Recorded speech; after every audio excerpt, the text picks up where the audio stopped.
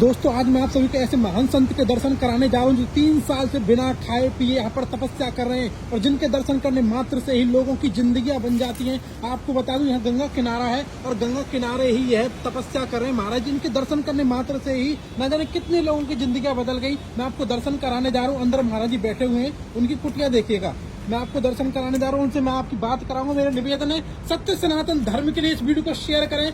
आज भी ऐसे महान संत हमारे धरती पर अब भी विराजमान है। आपको महाराज जी का धूना दिखा देता हूँ और मैं आपको बता दूं लोग विज्ञान हैरान है कि ऐसे कैसे हो सकता है कि कई सालों से बिना खाए महाराज जी यहाँ पर तपस्या कर रहे हैं। आइए महाराज जी से ही जानते हैं ये कैसे संभव है। सबसे पहले महाराज जी सवाल ये है कि आप बिना खाए कैसे रह रहे हैं इतने सालों से।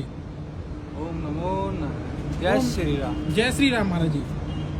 ये संभव तो हमारी भक्ति से है। भक्ति में ही इतनी शक्ति है कि जो हम चाहे वही हम कर सकते हैं। और भक्ति में हमने अपने अंग को, अपनी आत्मा को, अपने अंदर आत्मा को, सबको अपने वश में किया भक्ति से ही। जी महाराज जी। और इसी प्रकार से भक्ति से ही ऐसा संभव हो पाया। अच्छा, भक्ति से ही संभव है महाराज जी। तो महाराज जी भक्ति से कुछ भी किया जा सकता है। ये भक्ति की ही शक्ति है जो हम ऐसा कर पा रहे हैं, अन्यथा ऐसा नहीं हो पाएगा और ना कोई कर पाएगा। अच्छा महाराज जी। भक्ति की ऐसी शक्ति है जो हम अपनी इंद्रियों को अपने वश में कर ले रहे हैं और उसी प्रकार से अच्छा हम इनको अपने काबू में रखते हैं। तो महाराज जी आज भी ऐसे संत भरे पड़े जो श्वास भी नहीं लेते हैं, ऐसे संत आज भी हैं क्या? हाँ जी, बहुत है। आज एक से एक संत है। ये तो ऋषि मुनियों की तपोभूमि है। यहाँ पर एक से एक आपको मिलेंगे संत। अच्छा महात्माओं की यहाँ पर तो अच्छे बड़े बड़े संत महात्मा यहाँ पर हरिद्वार में आपको महाराज जी आपके पास लाखों करोड़ों की भी संपत्ति है बताते हैं लोग बाग सब, पर आप घर नहीं जाते कभी भी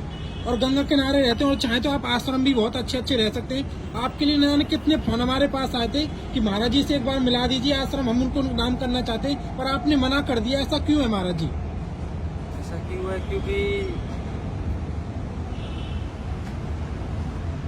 किसी की बंदिश में तो हम नहीं रह पाएंगे, क्योंकि हम साधु महात्मा हैं जी। और हमारा कुछ अपना अलग पाठ पूजन है, अलग क्रियाएं है और अलग अनुष्ठान है। अच्छा महाराज जी। और कोई अगर हमको अपने आश्रम में, अपने अखाड़े में रखना चाहता है तो वो बहुत ही मुश्किल है हमारे लिए जी महाराज। इसीलिए हम नहीं किसी में रह पाएंगे। अच्छा महाराज। अच्छा महाराज, बंदिश में नहीं रह सकते किसी में। और किसी से हमारा दिनचर्या बहुत अलग है और हम अलग भगवान की तपस्या करते हैं, भगवान का अलग नाम लेते हैं, अलग हमारा टाइम है जी। रात को 12 बजे भी पूजा करते हैं, 3 बजे भी करते हैं, 9 बजे भी करते हैं जी। तो काल रात्रि माता की पूजा करते हैं रात को, कभी काल भैरव की पूजा करते हैं। तो महाराज जी रात में भी आप सोते नहीं है, क्या चक्कर है?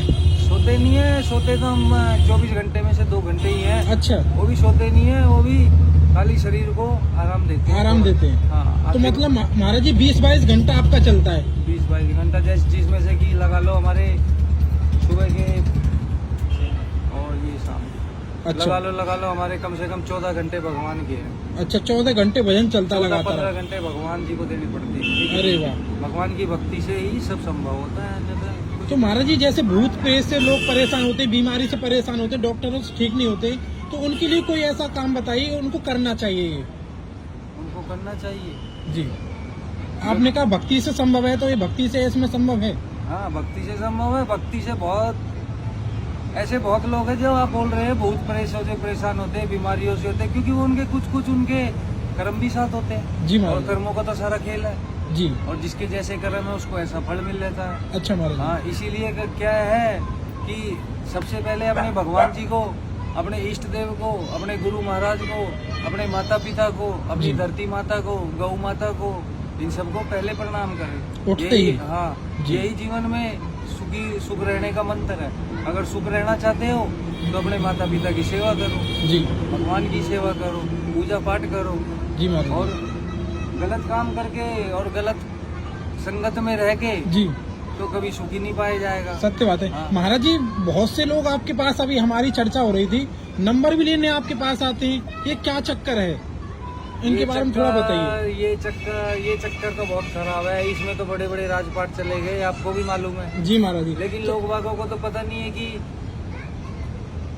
बाबा ऐसा नहीं कर सकता, लेकिन वो लोग बाग सोचते कि बाबा ऐसा कर लेगा जी महाराज। महाराज जी किसी पर तो कृपा होती है ना, संत भगवान की किस पर कृपा होती है? ऐसे आप कृपा भी कर देते हैं, तो ऐसे किस पर कृपा करनी चाहिए? ऐसे कृपा करनी चाहिए जी, कृपा तो करनी चाहिए कन्यादान में जी महाराज जी।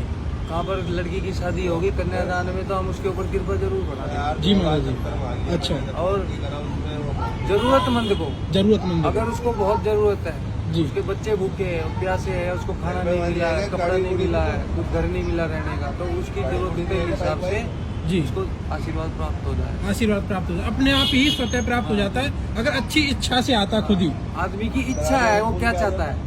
अब सत्य बात। आदमी के अब अंदर कुछ है और बाहर कुछ है, वो तो हमको मालूम नहीं चलेगा। जी महाराज जी। तो अपनी इच्छा से वो जान लेगा, जी। पहचान लेगा, तो बिना बोले ही पा जाएगा। जी महाराज जी। उसको कहने की भी, हमारे मुख से सुनने की भी जरूरत नहीं है, जी।